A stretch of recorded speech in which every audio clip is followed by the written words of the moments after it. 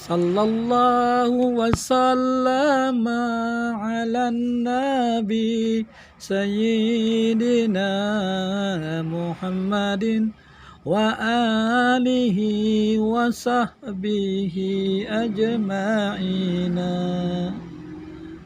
Sallallahu wasallam ala nabi sayyidina Muhammadin wa alihi wa sahbihi ajma'ina.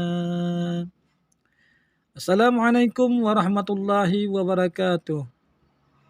Selamat pagi untuk saudara-saudara kami dimanapun Anda berada. Selamat bergabung kembali di channel dakwah Rismadi. Untuk bagian ketiga ini masih tentang Al-Quran. Kita lanjutkan. Sebelumnya kita telah membahas tentang Al-Fatihah. Kemudian pagi hari ini insya Allah kita akan membahas tentang surah Al-Baqarah,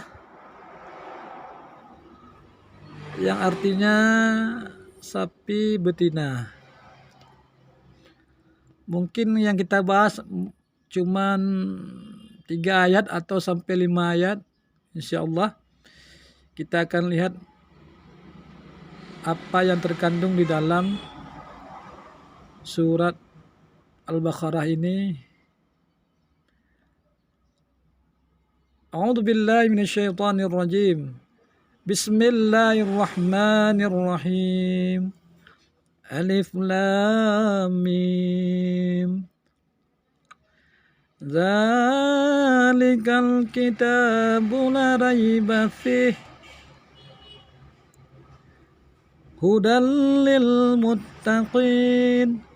Alladzina yu'minuna bil ghaibi wa yuqimuna as-salata wa mimma razaqnahum yunfiqun.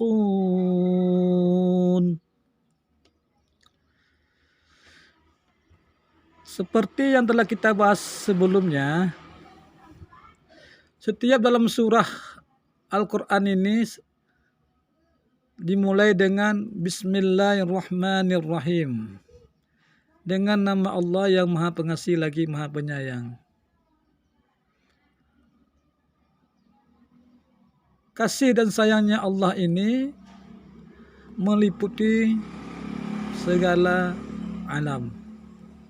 Untuk manusia, untuk hewan, untuk tumbuh-tumbuhan, untuk makhluk yang berada di udara dan di air, dan sebagainya. Kemudian kita lihat dulu yang ini, Alif Lam Mim. Alif 1 huruf, Lam 1 huruf, Mim 1 huruf. Ini simbol-simbol di dalam Al-Quran. Ini dikatakan juga 1 ayat.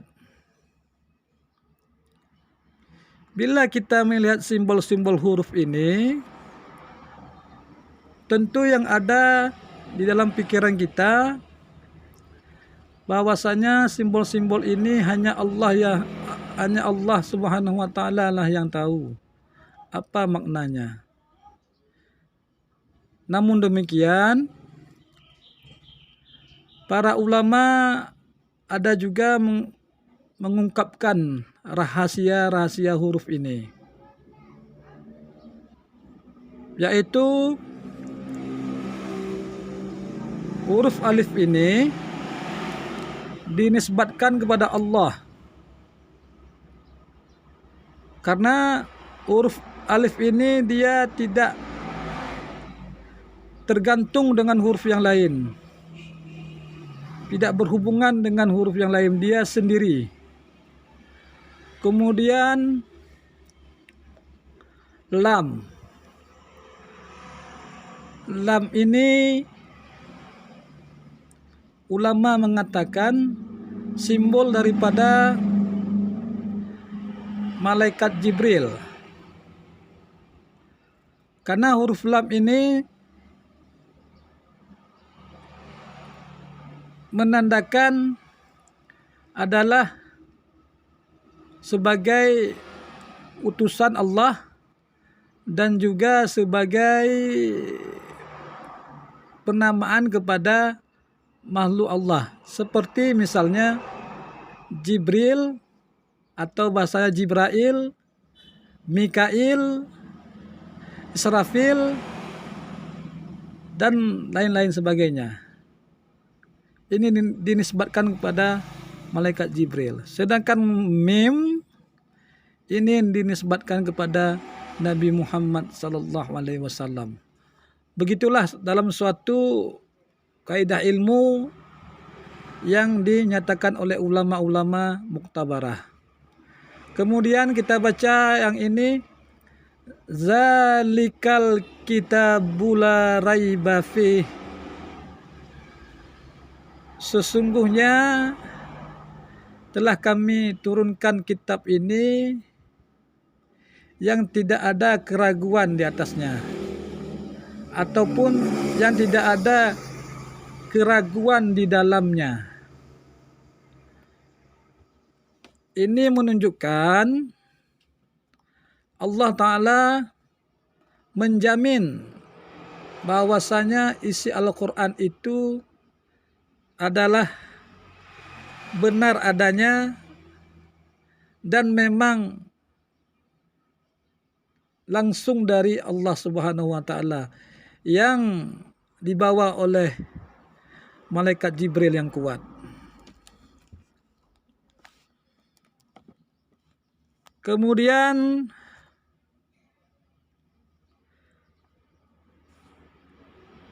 disambung dengan hudal lil muttaqin. Setelah Allah mengatakan sesungguhnya kitab ini tidak ada keraguan di dalamnya, hudal lil muttaqin, yaitu jalan bagi orang-orang yang bertakwa. Artinya bukan hanya sekedar beriman saja, tetapi imannya sudah meningkat kepada takwa. Apa itu takwa? Takwa adalah menjalankan segala perintah, menjauhi segala larangannya. Kemudian disambung dengan lagi allazina yu'minuna bil ghaib. Sesungguhnya orang-orang yang bertakwa tadi mengimani sesuatu yang gaib. Apa sesuatu yang gaib? Berita-berita dari Allah dan Rasulullah yang tidak kita bisa lihat dengan mata, tidak bisa kita dengar dengan telinga. Misalnya surga, neraka, malaikat, jin, dan sebagainya. Itu adalah sesuatu yang hal yang gaib, tetapi wajib diimani. Selanjutnya, wa yuqimunas salata wa mimma razaqnahum yunfiqun.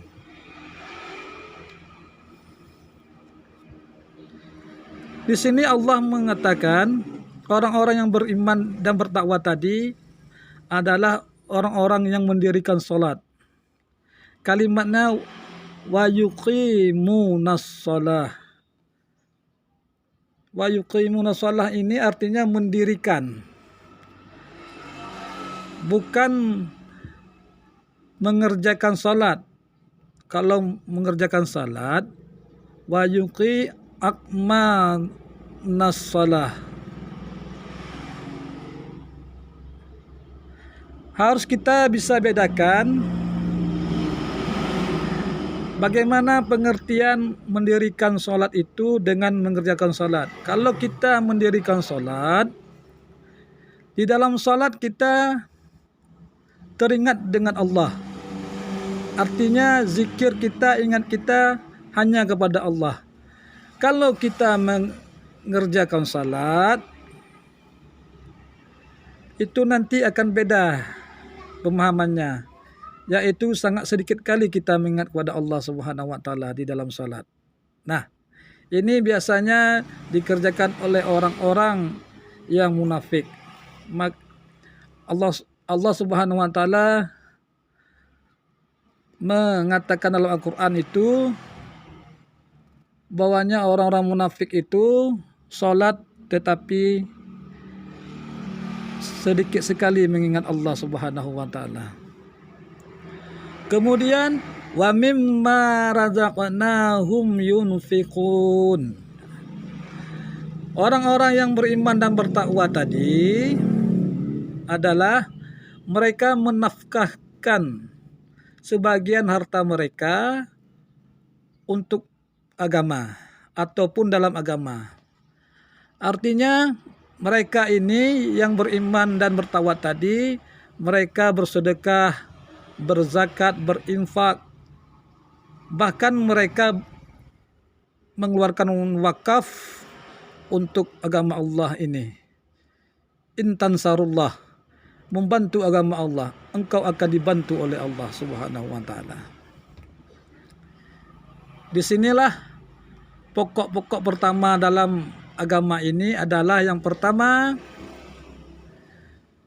beriman kepada Allah, yang kedua bertakwa, yang ketiga mengeluarkan harta untuk di jalan Allah. Nah, mungkin hanya 3 ayat ini dulu kita bahas, dan apabila ada yang salah tentunya itu berasal dari kami sendiri, dan apabila itu ada yang benar itu berasal daripada Allah Subhanahu wa taala. Akhirul kalam, sekian dan demikian. Wassalamualaikum warahmatullahi wabarakatuh. Sallallahu ala Muhammad, sallallahu alaihi wasallam, sallallahu ala Muhammad, sallallahu alaihi wasallam. Jangan lupa dukungannya, like, share, and subscribe.